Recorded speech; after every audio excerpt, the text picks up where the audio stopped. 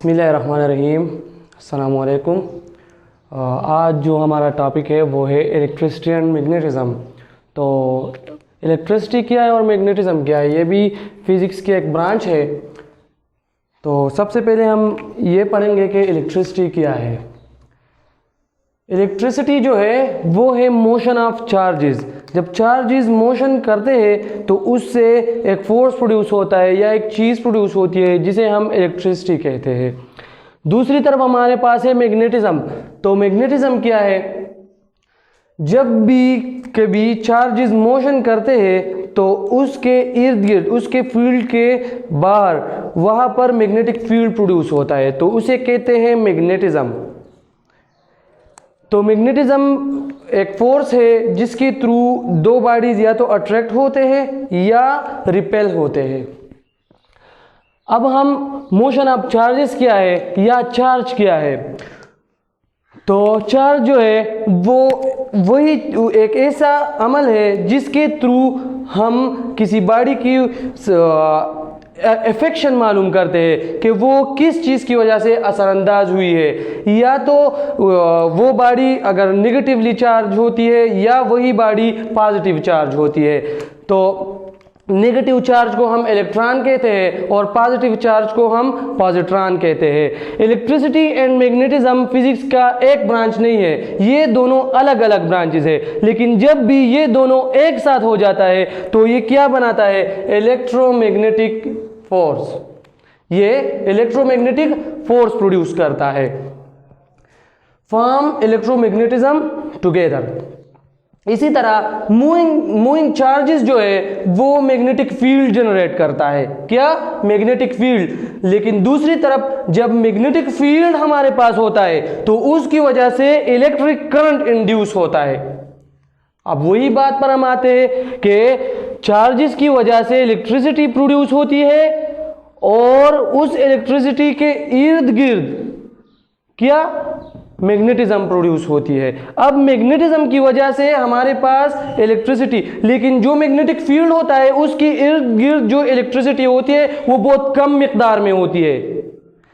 दूसरी तरफ जब इलेक्ट्रिक करंट के बीच उस फील्ड के इर्द गिर्द जो मैग्नेटिज्म होती है वो भी बहुत ही कम मिकदार में होती है। तो दोनों इर्द गिर्द वाले एक दूसरे के फील्ड के बाहर मौजूद होते हैं लेकिन बहुत ही कम मिकदार में। अब हम आते हैं इलेक्ट्रोमैग्नेटिज्म की तरफ। तो इलेक्ट्रोमैग्नेटिज्म क्या है, electromagnetic force is a type of physical interaction that occurs between electrically charge particles.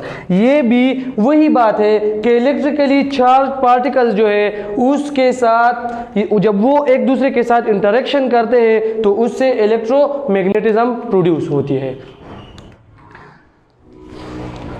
तो इलेक्ट्रिसिटी जो है वो हर जगह पर एग्जिस्ट होती है, हर जगह पर एग्जिस्ट होती है। अगर हम किसी चीज़ को रब करते हैं, यानी कि कम को हम रब करते हैं और फिर लाइट ऑब्जेक्ट के पास उसे ले जाता है तो ये चार्ज होता है और उसमें भी ये निगेटिवली चार्ज होता है और उसमें पॉजिटिव चार्ज मौजूद होता है जिसकी वजह से वो उसे अट्रैक्ट करता है। तो इलेक्ट्रिसिटी जो है वो इवन हमारे बॉडी में भी मौजूद होती है। कैसे मौजूद होती है, हमारे पास सेल्स है, सेल्स स्पेशलाइज्ड सेल्स है जो इलेक्ट्रिक कंडक्शन के लिए स्पेशलाइज्ड होते हैं, बॉडी में इलेक्ट्रिसिटी को कंडक्ट करते हैं। और नर्वस सिस्टम है दूसरा।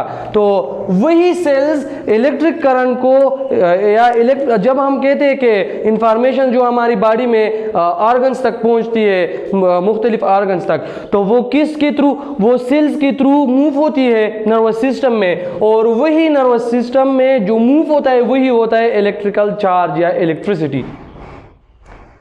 इसी तरह हमारा दूसरा टॉपिक है एटॉमिक एंड न्यूक्लियर फिजिक्स। तो इस बुक में ये भी फिजिक्स का एक ही ब्रांच है, लेकिन असल में एटॉमिक फिजिक्स अलग है और न्यूक्लियर फिजिक्स अलग है।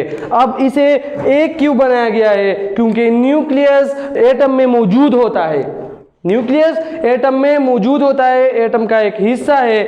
और एटम जो है एटॉमिक फिजिक्स में हम फिर न्यूक्लियर फिजिक्स को भी स्टडी करते हैं। तो अब हम आते हैं कि एटॉमिक फिजिक्स क्या है और न्यूक्लियर फिजिक्स क्या है। तो एटॉमिक फिजिक्स जो है वो स्टडी ऑफ एटम है, जिसमें हम इलेक्ट्रॉन, प्रोटॉन, न्यूट्रॉन यानी न्यूक्लियस और उसके इर्द गिर्द जो इलेक्ट्रॉन होते हैं उन सब को हम स्टडी करते हैं।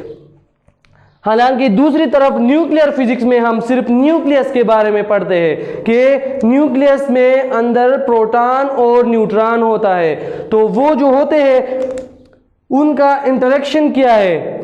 हम न्यूक्लियर फिजिक्स में सिर्फ और सिर्फ न्यूक्लियस के बारे में पढ़ते हैं। अब एटॉमिक फिजिक्स में हम और क्या करते हैं, एटम को तो हम स्टडी करते हैं, लेकिन एटम के साथ साथ हम एटॉमिक एनर्जी को भी स्टडी करते हैं। एटॉमिक एनर्जी है क्या चीज, source of power, nuclear reactor, nuclear generator, nuclear weapons, ये जो चीजें हैं ये एटॉमिक एनर्जी की वजह से प्रोड्यूस होती है, इनमें एटॉमिक एनर्जी मौजूद होती है। ये है एटॉमिक एनर्जी की एग्जांपल्स। अब हमारे पास न्यूक्लियर फिजिक्स की एग्जांपल्स क्या है, एक है nuclear reactions, radioactive decay, fissions and fusion reactions. ये सब हम डिटेल्स में पढ़ेंगे, चैप्टर नंबर 10 में हम ये सब डिटेल्स के साथ पढ़ेंगे कि ये सब चीजें हैं क्या। तो nuclear reactions, radioactive decay, fission and fusion reactions, ये सब जो है ये लास्ट चैप्टर में हम बहुत ही एक्सप्लेनेशन के साथ पढ़ेंगे। और अगर किसी को कोई भी मसला हो इस लेक्चर के हवाले से या पिछले लेक्चर्स के हवाले से, तो प्लीज़ अपना जो क्वेश्चंस है, अपनी राय कमेंट सेक्शन में ज़रूर हमें बताइए। Thanks for watching our video.